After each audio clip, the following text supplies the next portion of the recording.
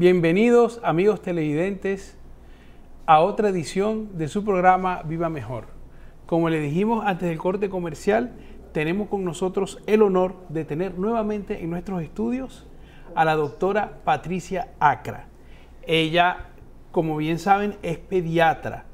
No solamente es pediatra, sino que es una pediatra con 30 años de trayectoria. Este año los cumple. Doctora, bienvenida. Felicidades. Y no es 30 años de trayectoria solo, no, ella es de vanguardia, siempre está en lo último y por eso la hemos traído al programa y la traemos siempre porque siempre está en la avanzada y en la última tecnología en todo lo relacionado con los temas pediátricos, ¿no? Y los últimos avances en medicina. Pero hoy les vamos a traer un programa bien interesante porque es muy importante para todos nosotros, es la base, o sea, todos tenemos que ver con este programa. Todos los que tenemos niños tenemos que ver con este programa. Es la base del crecimiento y el desarrollo de los niños, que es su alimentación. Imagínense la importancia de lo que la doctora Patricia tiene que hablarnos hoy. Vamos a hablar sobre la alimentación infantil. Vamos a tratar de en este corto tiempo cubrir muchos aspectos de este tema tan importante, tan grande, tan generalizado, en el que evidentemente no vamos a poder abarcar todo con profundidad, pero sí los temas más importantes, ¿no? Y entonces el tema es muy de vanguardia porque ha habido a lo largo de estos últimos 20 años, podríamos decirlo así, muchos descubrimientos, tanto en tecnología como en medicina basada en evidencias, como en fórmulas, como en productos. Y bueno, ya la doctora Patricia nos irá poniendo al día un poco en esto. Doctora, ¿qué tan fundamental es la alimentación? O sea, es preocuparse por la alimentación de un niño durante su crecimiento, ¿no? Porque los niños están en crecimiento, yo creo que hasta más allá de la adultez. No sé, sí. Usted nos dirá. Eso es muy fundamental, esa pregunta que tú me haces. Y realmente nosotros tenemos en el cuerpo humano alrededor de unos 50 billones de células que dependen absolutamente de su reproducción, multiplicación, energía, de lo que nosotros decidimos entrar por nuestra boca, digerir y absorberse a través de nuestro sistema gastrointestinal. O sea que, como tú mencionas, es básica la alimentación, sobre todo en la etapa de formación y de crecimiento de los individuos, que es la niñez. Doctora, una pregunta. ¿Todos los órganos se desarrollan al mismo tiempo? No, bueno, todo no. O sea, los órganos nacemos, pero sobre todo el cerebro tiene sus etapas de desarrollo. Exacto. A través de la infancia. Es decir, que por eso somos incapaces, por ejemplo, de caminar cuando nacemos, porque tenemos que darle registro al cerebro para darle orden a los nervios periféricos y a los músculos para que puedan tomar esa decisión. Por ejemplo, un niño no puede hablar luego, o sea, todas las etapas de desarrollo, la toma de decisiones en la adolescencia. Un niño de 8 años quizás no sabe qué va a estudiar, pero un niño ya de 18 sí. Claro. Igual, por ejemplo, el sistema gastrointestinal no nace listo, sino que tiene que ir desarrollándose. Y tiene su sistema nervioso, el sistema gastrointestinal, donde se producen, interesantemente, el 90% de los neurotransmisores. O sea que mi felicidad, inclusive, depende de mi intestino. Y muchas de las causas, fíjense que la depresión nace usualmente en la adolescencia y los problemas psiquiátricos se desarrollan tarde, después que el ser humano, porque tenemos años, muchas veces, maltratando nuestro intestino. Wow, qué interesantísimo. Sí. Bueno, pero hay que empezar por el principio. Entonces, vamos a ver, ¿no? Bueno, primero, todo el cuidado materno-infantil que se lo hemos dejado en la etapa, digamos, en la etapa obstétrica, ¿verdad? Entonces, el bebé nace y está la decisión importante de la lactancia exclusiva. Háblenos de esto. Sí. Yo miré un poco más atrás, porque inclusive previo al nacimiento la mamá puede preparar su leche materna, por eso utilizan vitaminas prenatales, inclusive ahora se está introduciendo probióticos prenatales para que cuando el bebé pase por el canal vaginal se siembre en el bebé una flora ya estable que la mamá se la regala, que es nuestro primer contacto gastrointestinal, es pasar por ese pasaje y que entre a través de la nariz rozando en la mucosa vaginal la flora. Okay. Entonces, la leche materna... Doctora, perdón, sí, para que quede claro, esto se da en el parto vaginal, ¿verdad? Sí. En la cesárea no. En la cesárea, desafortunadamente, no tiene la ventaja el bebé. Ok, es y correcto. Cuando usted dice que preparamos la leche, es que la leche materna nosotros podemos incidir en su contenido. Es correcto, sí, con la alimentación de la madre, desde el preparto, o sea, desde los meses anteriores al parto, en la gestación podemos incidir en su contenido. Es correcto. Eso es bien importante, sí, claro, ¿no? Ok. Entonces, bueno, o sea que las ventajas del parto vaginal, o sea, del parto sí, natural, son bastantes, ¿no? Sí, okay, son muy importantes. Entonces luego viene la leche materna, que en su sabiduría, digo, Dios es el alimento más completo que existe en la humanidad, que el hombre ha conocido. Inclusive es el único alimento que contiene prebiótico, probiótico y lo postbiótico, que son una generación nueva que no conocíamos anteriormente, que son ciertas fibras que alimentan lo probiótico y que mantienen lo probiótico vivo y activo y ayuda a la absorción de los alimentos. Entonces, la leche exclusiva, sin interrupción, es lo ideal por 6 meses de edad. O sea, exclusivamente. Exclusiva, sí. Por 6 meses. Idealmente, mínimo 6 meses. Mínimo 6 meses, sí, o sea que si se da más no hay problema. No hay problema. Ok, dos cosas, doctora. Yo he oído que la leche materna es un órgano como de por sí, porque se comporta cambia según las necesidades del bebé. Se adapta a la necesidad del bebé, exacto. Tiene un contenido como una canasta familiar que tú compras y que el bebé coge de ahí lo que va necesitando para su producción. Pero pocas cosas se desechan de la leche materna. Inclusive, fíjense cómo ha aumentado mucho el autismo en nuestro tiempo, que cuando éramos, por lo menos en mi generación, no conocí ningún autista.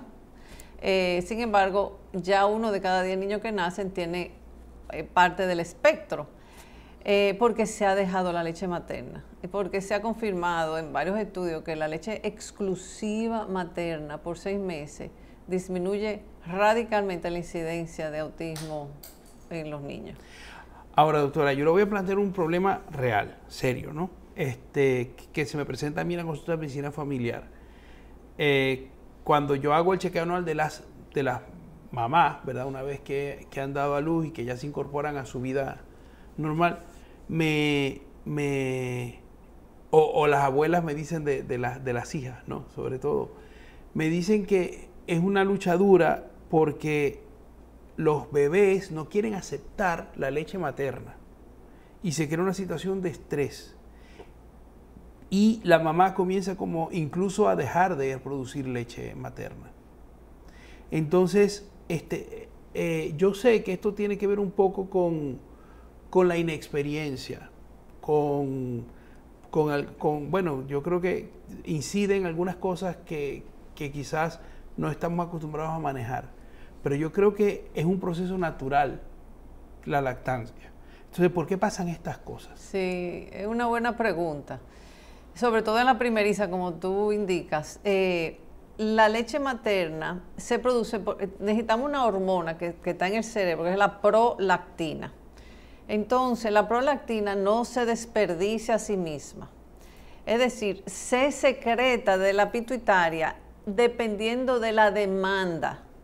Entonces, mientras más el bebé, en un vacío inicial porque, que tengamos de la leche, que el calostro sale, pero después la producción inicia propia de la mama, del órgano, Si el bebé no succiona o no se estimula lo suficiente, la prolactina se desarrolla en baja cantidad. Es decir, que idealmente los primeros días, pegarse mucho al bebé va secundariamente a producir mucha leche.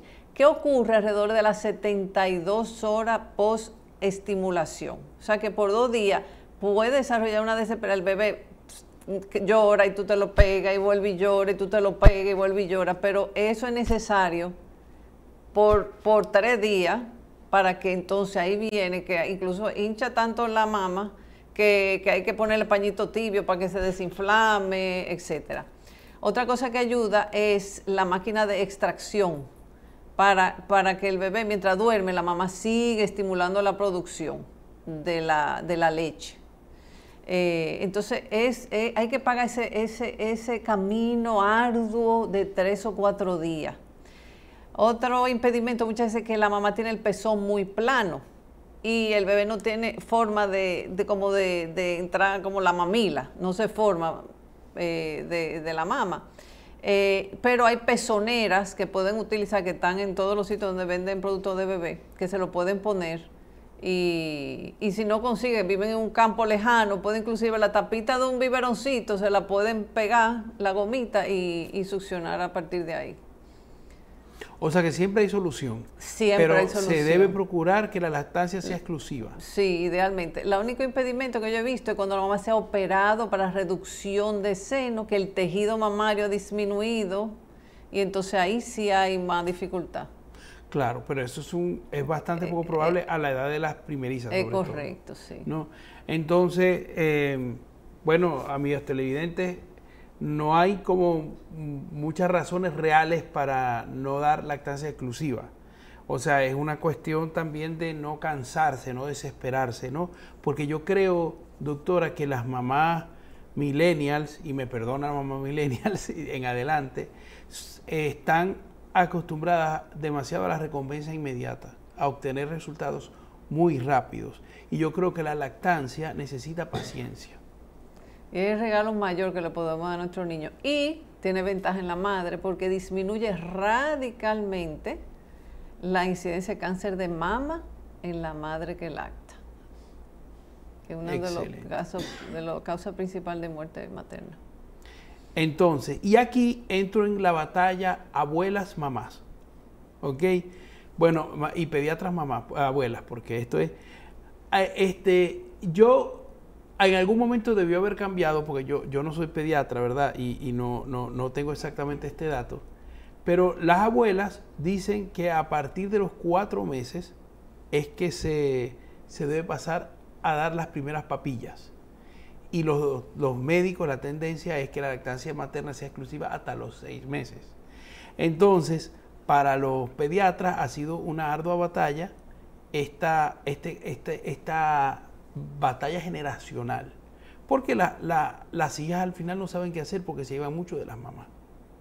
O sea, háblele a las nuevas madres de estos episodios. Sí. Porque cuando el bebé utiliza leche fórmula, que si viéramos los ingredientes, incluso tiene sirope de maíz, o sea, los ingredientes de la leche buena, de calidad, tienen ingredientes que quizás no quisiéramos introducir en los bebés tan temprano. Pero cuando estamos con leche fórmula, sí recomendamos el inicio de la papilla a los 4 meses. Y la papilla, sobre todo la de arroz, que es la primera que se introduce, etcétera.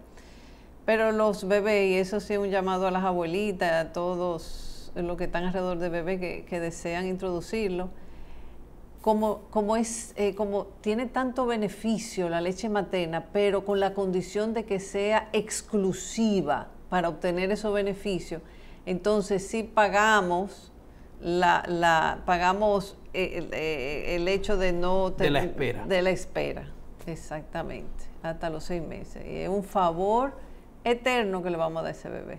O sea que si introducimos fórmula, sí nos podemos plantear el rejuego. Exactamente. Ok, sí, sí, porque muchas mamás por cuestiones de trabajo y eso se plantean, aunque yo entiendo que con con las máquinas de lactancia, pues esto no debería pasar, pero la realidad es que pasa, ¿no?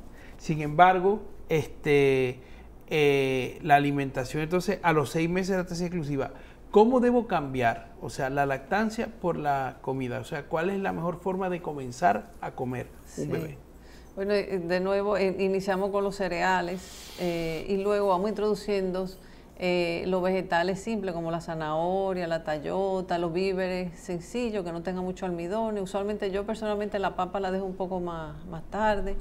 Inicio la yautía coco, la cepa de apio tiene muchos beneficios, incluso uno de lo más interesantes, la cepa de apio. Y luego introducimos los proteínas suaves, como el pollo, las carnes blancas. Los pescados los dejamos para un poco más tarde. Sobre todo iniciamos con el salmón, que tiene poco mercurio, porque hay mucho pescado que tiene mucho mercurio, sobre todo el mero basa y el carite, no los recomendamos tanto. El chillo y el dorado tienen menos.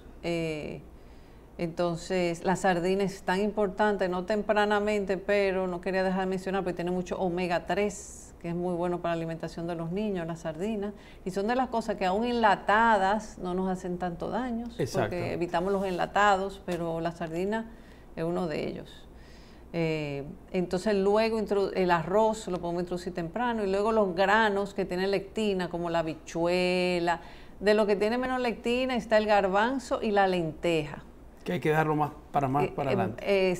Se le pudiera dar más temprano la lenteja que, por ejemplo, que la habichuela, que tiene más lectina.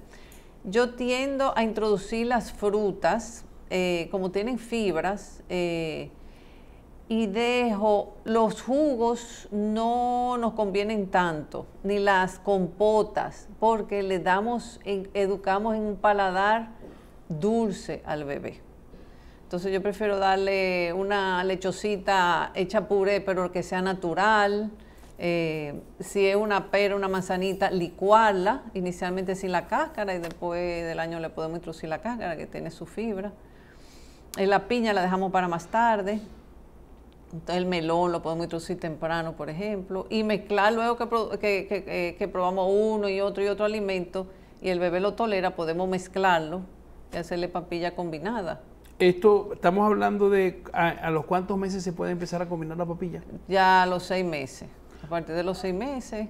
O sea, a los mismos 6 meses que uno le empieza a introducir la comida, sí, se le puede, exacto. Una vez que ha introducido. Entonces yo recomiendo no hacer una papilla perfectamente licuada para que el bebé empiece a sentir cierto grumo, y entonces podamos pasar a los sólidos mejor, más fácilmente. Ok.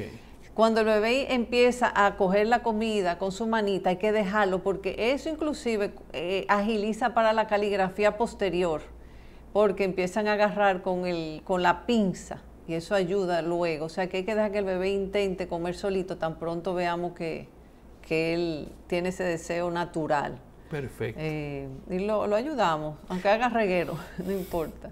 Perfecto, no hay problema. Sí, yo creo que ahorita lo de los regueros está superado, gracias a Dios. Doctora, mire, 2 problemitas ahí, ¿no? El primero es el estreñimiento, que es un problema que se presenta con el cambio de alimentación. Él viene con sus evacuaciones bien con la leche materna, cuando empieza a cambiar a otras comidas, incluso a la fórmula a veces, comienzan los problemas de estreñimiento, ¿verdad? ¿Esto se debe a qué? Sí, entonces el estreñimiento en la temprana edad, no, o sea, en el primer año. Si por ejemplo el bebé evacúa cada 2 días, suponiendo, pero la pupú es suave tipo puré, no se considera estreñimiento en base a la frecuencia, sino en base a la consistencia de la evacuación. Así que si el bebé hace diario y es bolita, se considera más estreñido que cuando hace suave interdiario, por ejemplo. Eso es importante recalcarlo en esa primera etapa. Y muchas veces la causa número 1 es la deshidratación, es decir, que el bebé tome poco líquido. Inclusive se le puede introducir el agua para que luego sean bebedores de agua. Yo personalmente soy en contra de los jugos, porque no tiene ningún beneficio. Incluso un jugo ya después de 20 minutos perdió su vitamina, etc. O sea que darle más agua al bebé.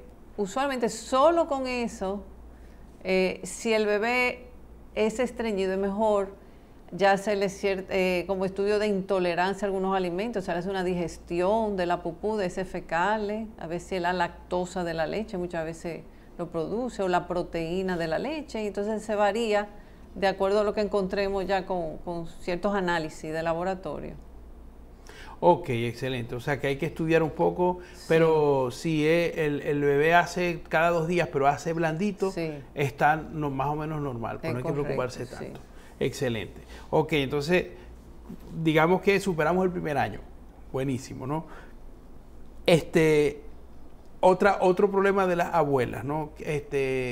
Chupar el pedacito de carne, el pedacito de chocolate para que pruebe el sabor, porque a ellas les encanta, y entonces limón, piña, ¿no? Le digo porque es que todo esto se da en todos los hogares y son muchas preguntas que le hacen a uno y uno dice, bueno, yo no sé qué ni qué contestar, ¿no? Porque es que cada cosa es cada cosa, ¿no?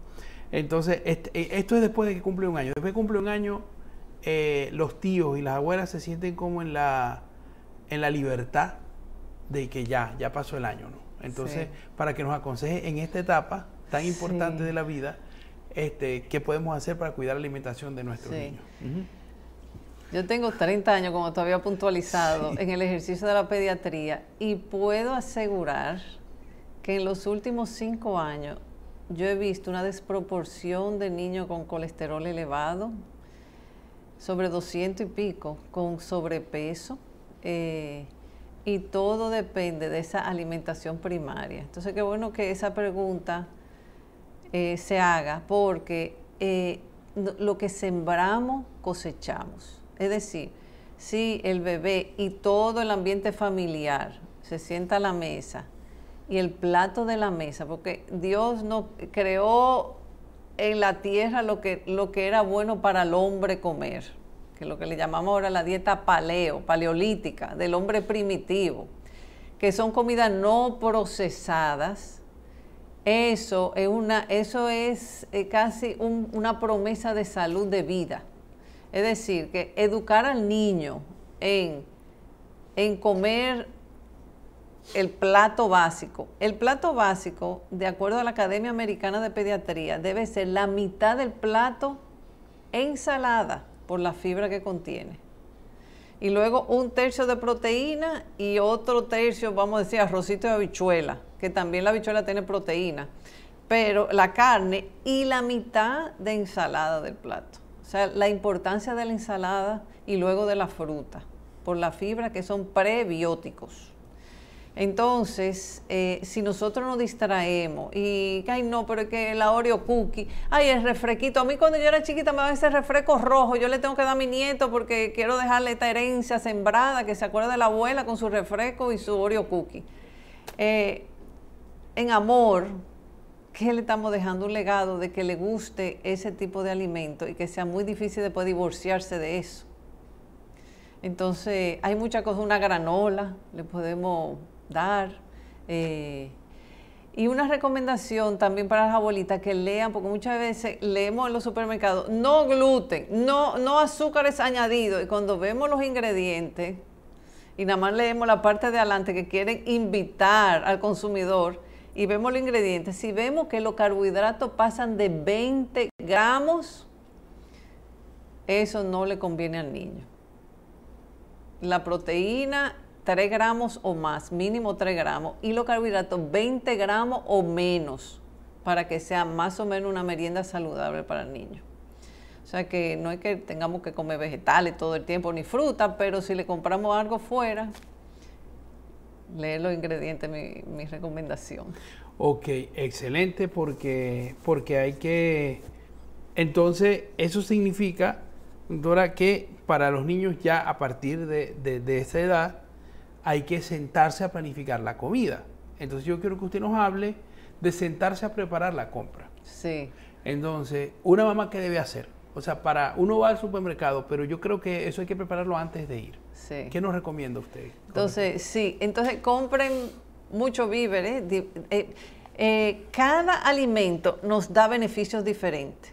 Es decir, que idealmente la variedad de alimentos, la variedad de vegetales, la variedad de víveres, la variedad de carnes.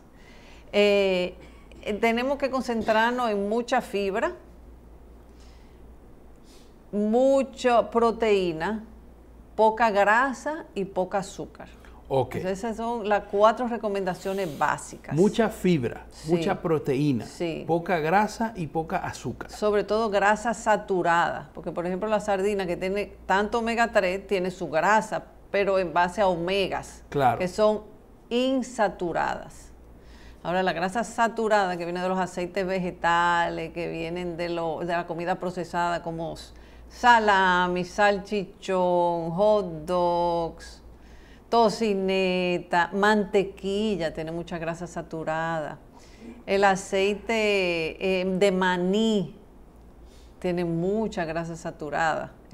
Y el de canola. Entonces el de canola es más saludable, el de girasol es un poco más saludable, el aceite de oliva, idealmente extra virgen. El aceite de coco es muy saludable, también. Ok. Sí. ¿Y el de oliva? El de oliva idealmente extra virgen e idealmente no calentarlo, porque a la gente le gusta hasta cocinar con el aceite de oliva. Sí. Ahora, si es un huevo que estoy haciendo que se va a calentar por poco tiempo, no hay problema. Ok. Pero si es una comida que requiere mucho tiempo de cocción, no se recomienda el aceite de oliva. O sea, freír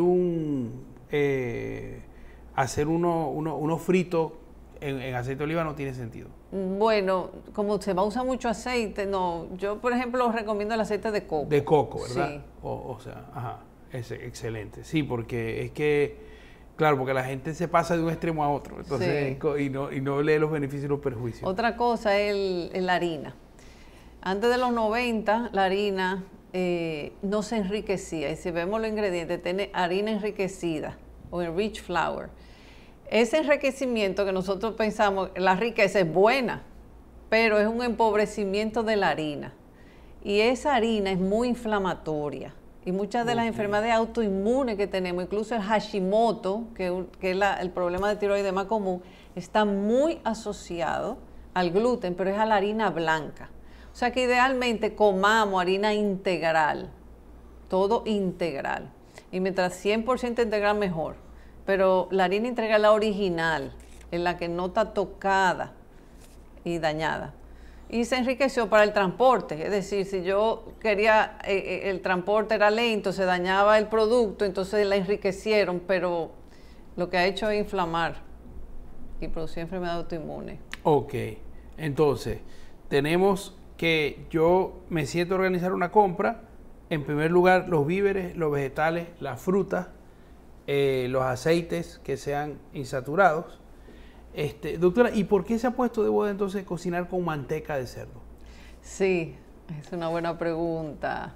La manteca de cerdo tiene sus beneficios, pero es grasa saturada. Ahora, si el paciente o el individuo no tiene problema de colesterol, entonces esa manteca es aceptada. Ahora, si tenemos familiares con problemas de colesterol elevado, entonces no se recomienda. Perfecto. Sí. Porque es saludable. Bueno, lo que pasa es que es... Porque en algún momento se retiró. Es correcto, sí. Pero el contenido no afecta tanto la salud como otros y no es tan inflamatoria como otra grasa saturada. Sobre todo la de maní, que es la peor. Ok, perfecto.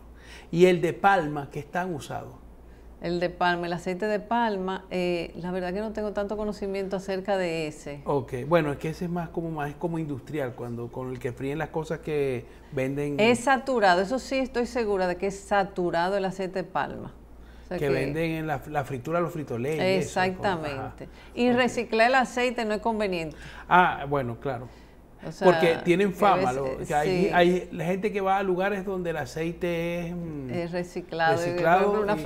Alguien que venda fritura en la calle. Sí. Esos aceites son reciclados la mayoría. De hecho, son procancerígeno. Es correcto. O sea que... Pues se satura aún más durante... Exacto. Entonces, ok, doctora, carnes. Vamos a hablar de las carnes. Los niños deben comer carnes todos los días. Sí. ¿Qué carnes, la distribución de carnes en la semana, cómo debe ser? Háblenos un poquito de eso. Sí, entonces la carne, tenemos las blancas, incluso que son magras, que tienen menos contenido de grasa, pero también menos contenido de proteína. Okay. La carne roja tiene mayor contenido de proteína. Entonces hay carnes de pastoreo libre, que son carnes más recomendadas, porque no comen de una hierba que se le ha introducido pesticida, que la vaca introduce en su cuerpo, pasa a su área muscular y nosotros indirectamente consumimos pesticidas. La de pollo, idealmente, que ya la vendemos en los supermercados, de pastoreo libre, es decir, que no se ha hormonizado el pollo, el ave, para entonces su consumo.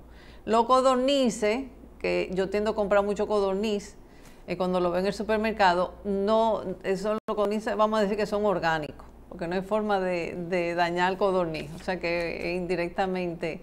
Yo siempre recomiendo leer lo Clean 15, es una lista americana que dice de los 15 alimentos que tienen menos pesticidas y los 10 alimentos que contienen más pesticidas, que se llaman Clean 15 y Dirty 10. En español sería lo sucio 15 y lo limpio 10. Cada año cambia y, por ejemplo, si yo quiero algo que no sea orgánico, el coliflor, por ejemplo, salió en la lista de que aunque no sea orgánico, no contiene tanto pesticida. Ok. Y cada alimento tiene su lista. Su lista, su exactamente. Dieta, ¿no? O sea que les recomiendo al consumidor leer esa lista y al súper y con tranquilidad comer. Ahora, si está en lo sucio 10, no los recomiendo que lo compren si no es orgánico. Claro. Doctora, ¿y esto ha tenido algún impacto en los niños que han crecido como con estos cuidados? O sea, adultos, ¿se ha notado una diferencia? ¿Son más sanos? ¿Tienen exámenes de laboratorio como normales? O sea, sí. Porque claro, esto es como una inversión que uno hace para que su hijo vale realmente la pena. Sí. Hay gente que, o sea, porque yo lo que veo es que cada vez hay mucha gente enferma de sí. todo, ¿no? Sí. Estamos rodeados de toxinas ambientales. Y más si vivimos en ciudad, desde inclusive el campo electromagnético de los celulares, las antenas, que también nos quita un poco de energía, lo que comemos, incluso la ropa que nos ponemos, porque ya no tenemos tanto algodón, sino ropa sintética, que la piel es el órgano más grande que tenemos, o sea sí. que el ser humano se está dirigiendo, como tú dices, a un ambiente tóxico que nos rodea. Pero nosotros tenemos pocas elecciones.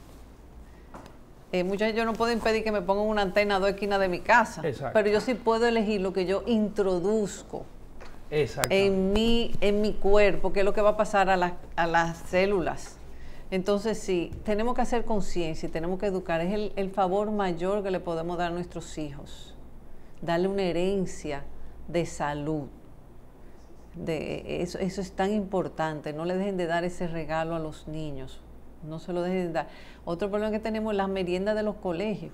Eso es lo que le iba a decir. Sí, porque hay que hacerle conciencia a los colegios y muchas veces es más barato darle a los niños un guineo de merienda que comprarle una galletita con azúcares. Uh-huh. O sea que tenemos que una educación de población. Y saber que es una lucha porque la comida que nos hace daño está llamándonos constantemente sí, la atención, o sea, exacto. Porque nos las quieren vender. Es correcto. Y sí. Además es más accesible, o sea, hay que hacer un esfuerzo sí. por comer sano. Y sí, yo he visto que nuestro ministro de Salud, el doctor Víctor Atala, está tratando de introducir eso a nivel de la población dominicana. Sí, o sea que nos está ayudando en eso. Exactamente, ¿no? Y otra cosa que yo veo que influye, que yo quiero que hablemos, con usted como pediatra, evidentemente tendrá muchísima experiencia de esto, el cambio de discurso en la familia yo creo que debe ser importante, ¿no?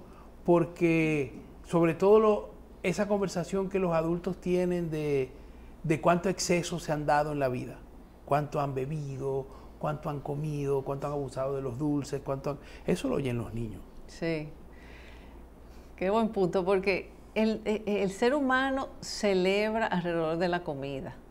Es decir, los cumpleaños, las bodas, primera comunión, todo, siempre hay un banquete.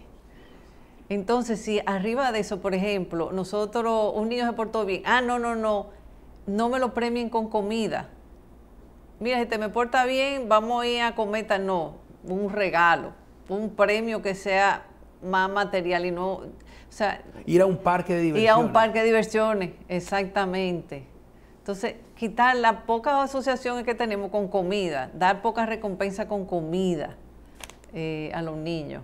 Claro.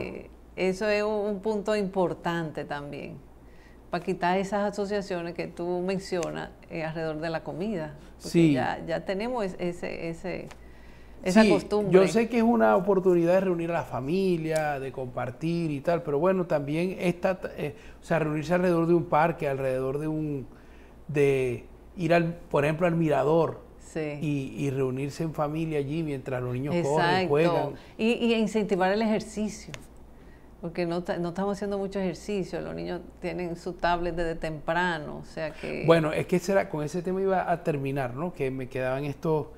Pero el tema del ejercicio en los niños, ¿verdad? Sí. Esto, o sea, es importantísimo, ¿no? Porque hay mamás que dicen que ya los niños se la pasan haciendo ejercicio, pero yo creo que no, que hay que incentivarlos a hacer ejercicio. Sí, y el ejercicio en equipo estimula de que yo no tengo protagonismo, sino que yo trabajo en equipo. Y si yo estoy jugando fútbol y tú estás más cerca de la cancha, yo te hago el pase a ti, tú eres el que te la va a lucir al meter el gol. Y es el equipo que se enriquece. Y aprendemos a socializar. Excelente. En vez de mantenernos en individuos. Y se ha visto que incluso la tablet y todo eso ha aumentado el nivel de depresión, porque los niños tienden a creer 100% lo que se le dice en un TikTok. Claro. Que puede ser alguien totalmente ignorante que le da una idea al niño, el niño se la cree, la siembra sin discernimiento. O sea que bueno, le aviso no se debe dar, perdón que te interrumpa, un celular a ningún niño. Idealmente antes de los 12 años de edad no debe ver un celular. Bueno, le iba a decir que acabo de leer un estudio hace una semana que salió definitivo de Yale que dice que a los 16. Lo subieron a los 16. A los 16. Hay un periodo en que se juntan, que los 15 años, que si no están se sienten hasta mal si no están en el chat de los amiguitos, pero mínimo 12, 13 años en la edad de los teenagers, que a partir de los 12 o 13 años. Exactamente.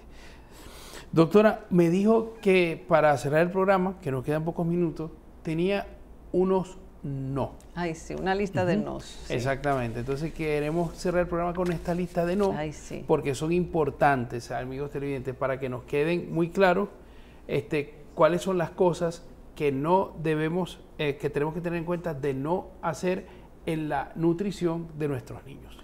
Muy bien, lo primero es no dejen de comer juntos.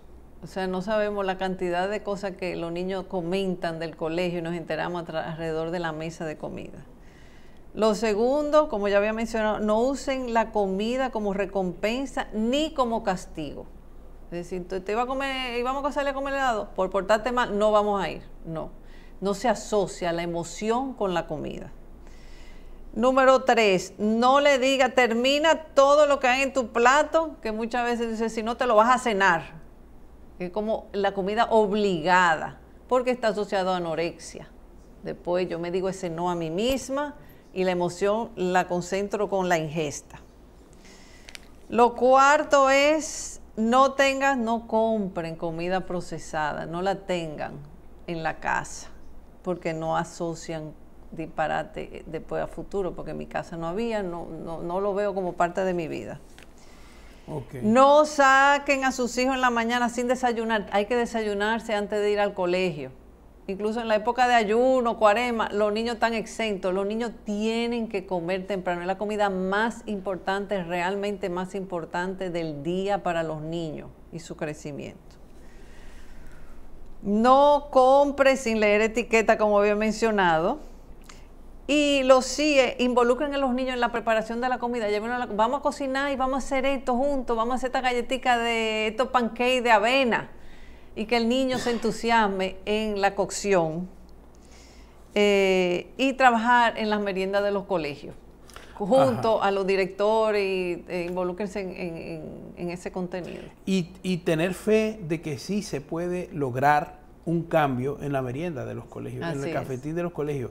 Porque claro, como son negocios, franquicias, hay mucha presión de parte de los vendedores, de los proveedores, digamos de alguna manera. Pero si los padres hacen presión, ellos tienen más presión en el colegio, los papás, que los proveedores a la cafetería. O sea, que no se rindan en esa lucha, que sí se puede. Sí. Doctora Acra, yo no tengo cómo agradecerle estos consejos de sabiduría, han sido importantísimos.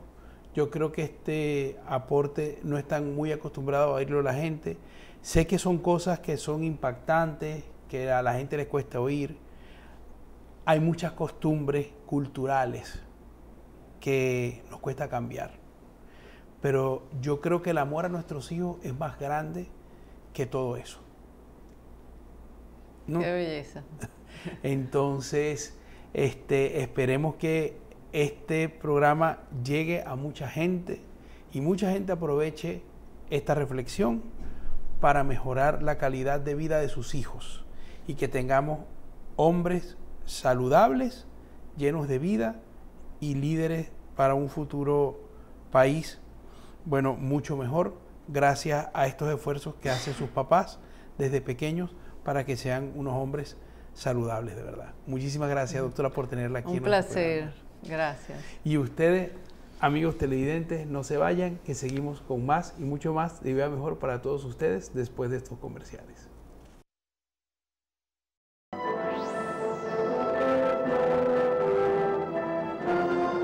En Simmons desarrollamos la tecnología de resortes embolsados individualmente que brinda soporte y adaptabilidad para cada posición al dormir, aislando la transferencia de movimiento.